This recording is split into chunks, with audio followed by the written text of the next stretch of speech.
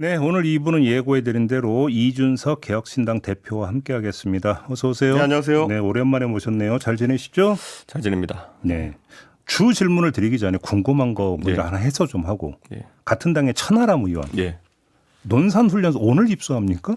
오늘 머리 깎고 아마 가는 걸로 알고 있습니다. 아니 왜 간대요? 자발적으로 들어가는 거죠 지금. 국방위에 보임됐잖아요. 근데 국방위 가면 이제 원래 장성들 앉아 있고, 그러면 뭐 거기서 무기 얘기하고 이런 건데 천하람 원내대표는 병들 그러니까 이제 용사들의 삶에 좀 관심이 있다. 간 김에 그런 일이나 해야지 내가 뭐 무기 얘기하고 이래서 뭐 하냐 이런 생각인 것 같아요. 체험 삶의 현장입니까 그러면? 체험 활동이라고 보기엔 진지하죠. 왜냐하면은 천하람 원내대표 가면은 하여튼 그 훈련소에서는 자기들이 할 수 있는 최고의 예쁜 모습만 보여줄 할 거 아니겠습니까? 그런데 그 안에서도 국회의원 역할이라는 거는 문제점을 찾아내 가지고 수십만 명이 거쳐가는 육군훈련소의 그런 어떤 문제점 해결하는 거 그거 해내면은 천하람 의원이 가는 가치가 있는 거고 아니면 체험 활동 되는 거니까 본인도 매의 눈으로 보겠죠. 머리도 깎는답니까 그러면? 근데 원래 천하람 의원이 원래 머리 좀 짧게 약간 마이콜 스타일 같이 하고 있잖아요. 그래가지고 아기공룡 둘리의 마이콜? 뭐 그런 약간 스타일 머리인데 아주 뭐 티나진 않을 것 같은데 저도 기대는 됩니다. 알겠습니다. 어휴, 아무튼 용단을 내렸네요. 그러니까요. 알겠습니다. 이 정도로 하고 유승민 전 대표 만나셨잖아요. 예. 무슨 얘기 나누셨어요? 오랜만에 이제 유승민 전 대표가 보자고 연락이 오셔가지고, 뭐 저야 뭐 당연히 누구든 만날 수 있고. 네네 가까운 사이였었잖아요. 예. 그래서 뭐 만나 뵀는데 여러 가지 고민이 많으신 것 같아요. 어떤 고민? 그러니까 본인도 이제 정치에 있어가지고 한두 번 정도의 역할의 기회가 있을 것이다 정도의 생각일 텐데 이건 추측이지만은 그런데 당장 다가오는 이벤트가 총선 아니겠습니까? 그렇죠. 총선에서 보수 진영이 다시 살아날 수 있을까에 대해서 고민하시는 것 같습니다. 그러니까 지금 뭐 페이스북이나 이런 데 올린 글을 보면 보수 통합을 상당히 강조를 하던데 일단 그러면 그냥 단도직입적으로 우리 대표님 보시기에 보수 통합이라면 일단 대표님도 오케이 해야 되는 거잖아요. 가능하다고 보세요? 쉽지 않을 겁니다. 어떤 점에서? 이게 그 여러 가지 문제들을 풀지 않고 우리가 흔히 이제 방을 어질러 놓으면은 하나하나 차근차근 치우는 방식이 있고 아니면 그냥 출근할 때 그냥 이불로 확 덮어놓고 하는 방식이 있잖아요. 그 후자에 해당하는 통합을 했던 게 그 황교안 대표의 미래통합당이었거든요. 그런데 그 결과는 별로 좋지 않았죠. 그리고 그 이후에 오히려 노선 갈등이 심해지고 그 다음에 이제 약간 김종인 위원장이 절대 권력을 갖고 와가지고 정리한 다음에야 그 다음에 이제 좀 새로운 길이었죠. 그러니까 저는 묻지마 통합은 항상 결과가 안 좋았습니다. 옛날에 우리 기억나지만은 통합진보당이랑 민주통합당 그 당시에 묻지마 선거연대 같은 거 했다가 오히려 그 당시에 민주당이 손해를 좀 봤다는 얘기가 있었죠. 그 외에도 그 당시 안철수 대표랑 김한길 대표가 그 당시에 민주당이랑 해가지고 새정치 국민 새정치 뭐였죠? 새정치 민주연합. 갑자기 국민회의는 DJ이고 민주연합이 아마 그거였습니다. 그런데 새정치 민주연합 한 다음에 그 선거 결과가 별로 안 좋았거든요. 사실 저는 말이 좋아서 화학적 결합 이런 얘기였는데 그거 만들어내는 게 쉽지가 않습니다. 근데 저도 그 질문을 드리려고 했는데 보수 통합을 주장하는 페이스북 글을 보면 윤석열 탄핵에 대해서 찬성했고 반대하는 사람들 모두 아우르자 이런 요지의 주장을 하던데 그게 가능한 일이라고 보세요? 그리고 그게 통합이 맞다고 보세요? 저는 제가 이제 당대표 될 때 국민의힘에서 그때 오바마 인용하면서 그런 말 했죠. 이라크 전쟁에 찬성한 사람도 애국자요. 반대하는 사람도 애국자다. 그게 오바마의 유명한 멘트였는데 어느 정도 숙성이 되면 그런 게 가능하기도 합니다. 그 당시에도 이제 문재인 정부의 뭐 실정이나 이런 것에 대해 가지고 실망한 사람들이 많았기 때문에 우선은 그걸 중심으로 뭉칠 수 있다. 이렇게 할 수 있었는데 지금은 윤석열 대통령의 계엄이라는 것에 대해 가지고 아직까지도 편승한 세력이 좀 있습니다. 윤 어게인. 윤 어게인 뭐 이런 분들이 있기 때문에 그분들이 글쎄요. 탄핵에 대해서 반대했던 분들이 윤석열 계엄이 옳았다라고 해서 반대한 분들이라고 하면은 좀 그거는 곤란합니다. 저는. 다만 이제 뭐 전국 혼란이나 이런 것 때문에 뭐 평화로운 권력 이양이라든지 그들이 했던 그런 건 약간은 뭐 어떤 의도인지 알겠지만은 야, 대한민국 대통령이 계엄도 못하냐 뭐 이런 분들은 제 생각에는 앞으로도 위험한 말씀을 하실 가능성이 있기 때문에 좀 어렵다 봅니다. 그래요. 그러면 그 대표님이 조금 전에 이제 방안을 어지럽혔다라는 비유를 썼는데 네. 고상한 표현하고 선결 조건으로 한번 바꿔봅시다. 네. 선결 조건이 뭐라고 보십니까? 저는 우선 그 통합이라고 한 데 있었어요. 아까 제가 말했던 명확한 기준. 계엄은 옳았다. 그런 거. 아니면 최근에 무슨 뭐 선관위에서 뭐 투표율이 뭐 이렇게 오입력되고 이런 사태를 보고 봐라. 부정선거는 있었다. 그 좀 이따 질문 드리려고. 그러니까 윤석열이 옳았다. 개헌한 것도 옳았다. 뭐 이런 논리 구조를 가진 분들은 굉장히 위험하다 봅니다. 그런 그래. 분들은 그분들의 생각이 교정되기 전까지는 또는 거기에 대해서 다른 입장을 얘기하기 전까지는 쉽지 않다. 그러면 또 한 가지 예를 들어서 이제 국민의힘의 어떤 장동혁 지도 체제에 대한 논란은 계속되고 있는데 국민의힘의 내부 정리도 선결 조건에 들어갑니까 안 들어갑니까? 그건 안 되는 거예요. 그거는. 내부 정리가 안 될 거라고 보세요? 그게 제가 이제 손학규 대표님 계실 때 바른미래당에서 소위 유승민 안철수계가 손 대표님 물러나라고 계속 이제 한 몇 달 동안 했을 당사자였어요. 예. 예. 그런데 그 당시에 정치적으로 이제 사실 많이 미약해졌던 손학규 대표도 당 대표 권한이라는 걸 가지고 계속 이렇게 거기에 맞서시면은 방법이 없거든요. 장동혁 대표는 그것보다는 힘이 세죠. 장동혁 체제 정리가 안 될 거다? 안 되겠죠. 안 된다. 임기 다 채울 거다 이렇게 보세요.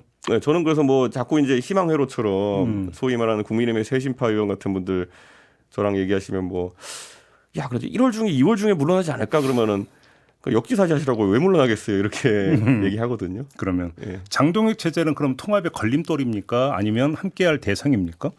근데 이게 그 좋은 물이 흘러들면은 앞에 물은 빠져나가는 게 정치의 원리이기 때문에 저는 그게 선결과되지 뭐 장동혁 대표의 거치가 무슨 새로운 물이 들어오는데 영향이 있을까 그렇지 않습니까? 그렇습니까? 근데 유승민 전 대표가 좀 이런 표현이 좀 적절할 정도로 그러니까 숙고를 많이 하는 스타일, 네. 그다음에 신중한 스타일. 네. 저는 그렇게 알고 있는데 네. 사실은 지금은 어찌 본다면 약간 과정은 나면 총대를 맨 것 비슷한 지금 행보를 보이고 있는데 네.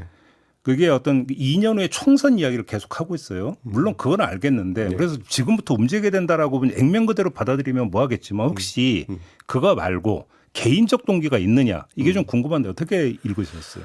유승민 대표 입장에서는 사실 지난 대선이나 여러 과정에서 네. 이제 충분한 역할을 못했다 생각하는 것 같아요. 그리고 이제 뭐 물리적인 나이도 있고 네네네. 유승민 대표가 58년생이니까 아마 이제 본인이 정치인으로서 마지막 봉사할 기회가 올해 내년 그 구간일 것이다. 이렇게 보고 움직이시는 거기 때문에 자연스럽다 봅니다. 일각에서는 네. 지금 오세훈 서울시장이 선거법 위반 1심 지금 당선 무효형이 나왔기 때문에 네. 내년 4월에 서울시장 보궐선거가 치러질 가능성을 전제로 해서 혹시 유승민 전 대표가 이걸 보고 있는가 이 이야기도 하는데 어떻게 보세요? 근데 그거는 전혀 아닌 것 같은 게 오세훈 시장 얘기도 했거든요. 저희가 정치인들끼리 모이면은 밥 먹으면서 당했죠. 그런데 유승민 대표는 오세훈 시장 굉장히 걱정 많이 합니다. 사실 어찌 보면 제일 먼저 만난 게 오세훈 시장이죠. 네, 굉장히 걱정 많이 하시고 그래서 사실 뭐 주변에 좋은 법조인이나 이런 사람들도 뭐 변호사 조력할 수 있으면은 좀 소개해 주려고 하고 이런 이야기였기 때문에. 그래요? 예, 저는 사실 유승민 대표가 저도 그런 얘기를 들은 바가 있어가지고 저를 갑자기 만나자 했는데 왜 만나자 했는데 먼저 말씀 안 해주시니까 네. 그런 거 혹시 있나 했는데 그런 건 전혀 아니었고 아니고 오히려 오세훈 시장 걱정하는 게 굉장히 컸습니다. 그러면 총선에 밑도를 깔고 마지막으로 대권을 한번 바라본다. 혹시 이렇게 해석을 해야 될까요? 그렇게 봐야 되지 않을까라는 생각이 들고요. 예. 그런데 그것도 저는 좀 지금 단계에선 제 예측이지. 당장은 본인이 보수 정치인으로서 지금 어쨌든 본인이 한 27년 가까이 정치해온 거 아닙니까 지금? 그럼 여기서 본인의 마지막 모습, 마지막 역할이 무엇일지에 대해 가지고 진짜 고민하는 것 같습니다. 일단 그 선공 후사다 그러면 이렇게 이해를 해야 될까요? 지금 약간 유승민 대표가 살을 뭐 획책하기에는 획책. 예, 지금 그 공백이 한 그래도 꽤 그렇죠. 길었기 때문에 그렇죠. 예, 그게 바로 사러 가는 건 거의 불가능할 것 겁니다. 근데 혹시 유승민 전 대표가 한동훈 의원은 만났대요? 어떻게 알고 계세요?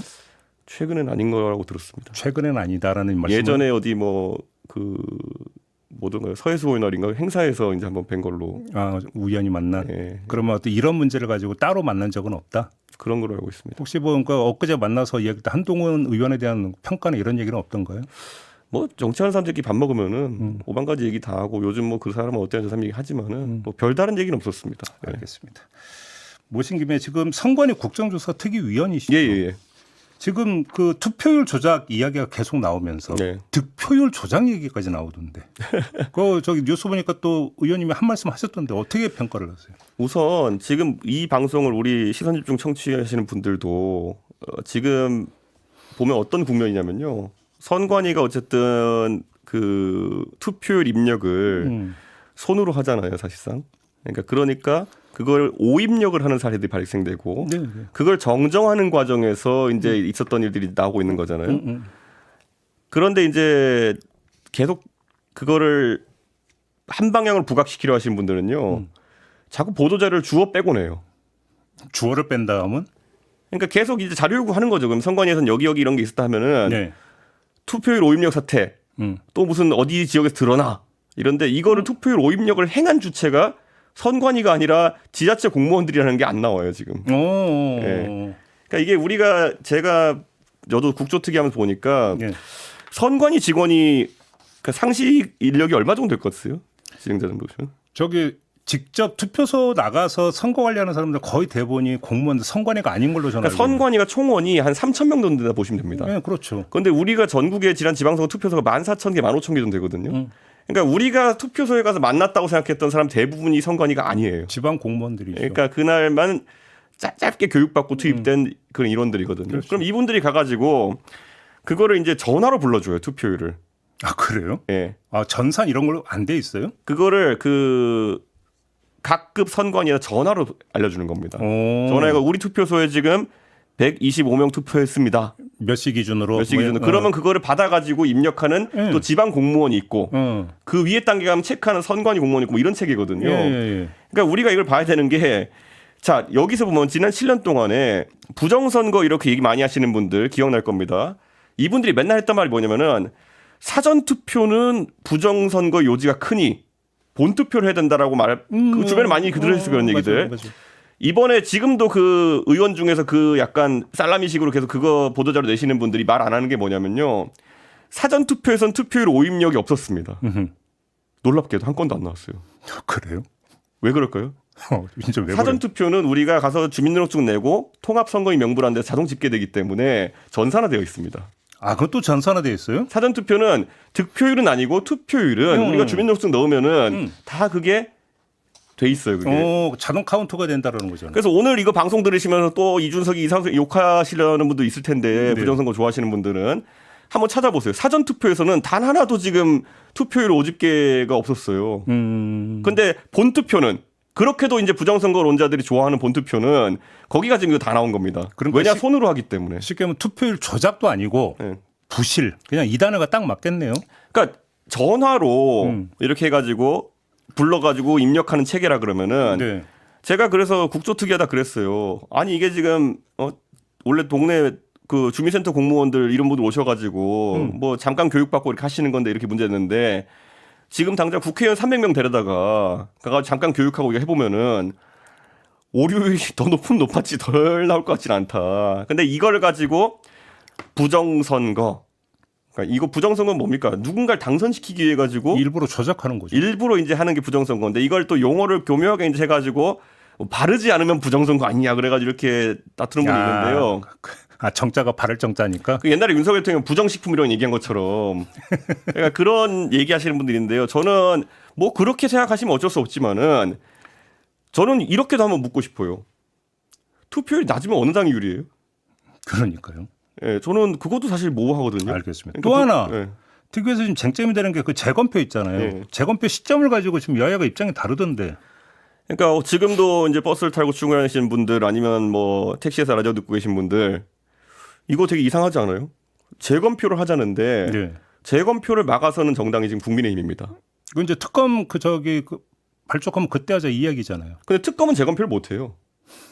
예. 특검은 압수수색을 할 수 있는 거죠. 그렇죠. 특검은 그거 그 통 가져와 보세요. 해가지고 통 가져가 자기들끼리 문 닫아놓고 뜯는 거예요. 쉽게 하면 그러니까 재검표는 선관위 주도로 하고 특검은 그냥 지켜보는 거 아닌가요? 그렇죠. 재검표는 선관위가 하고 그거를 가서 영상 기자분들부터 해가지고 전부 다 기록으로 남기고 할 수 있는 건 재검표고요. 특검 말 그대로 그냥 가서 압수수색한 다음에 우리 문 닫아놓고 까보자 이래도 할 말이 없는 거예요. 그러니까 여기서 그러면은 누가 더 은폐를 하기 쉬우냐. 그러면은 사실 특검이 그런 의도가 있다는 게 아니라 나중에 그런 또 은폐 시비가 날 수 있는 곳은 특검이 하는 압수수색이다. 근데 지금 국정조사 특위위원들이 가서 보면은 여야가 다 망라가 되니까. 네. 그러니까 되게 이상한 거예요. 지금 그러니까 이 유튜브 가보면은 아니면 인스타그램 이런 데 가보면은 이게 요즘은 막 쇼츠로 짧게 해가지고 의도를 가지고 편집해서 하잖아요. 그러니까 내용이 거꾸로인 걸로 알고 있는 분들이 있는데 지금 개혁신당과 민주당 같은 경우에는 그리고 조국혁신당 같은 경우에는 아니 다 까놓고 올림픽공원에 있다는 그 투표함 영상으로 다 녹화해가면서 재검표하자 하는 게 지금 그쪽이고요. 절대 안 된다.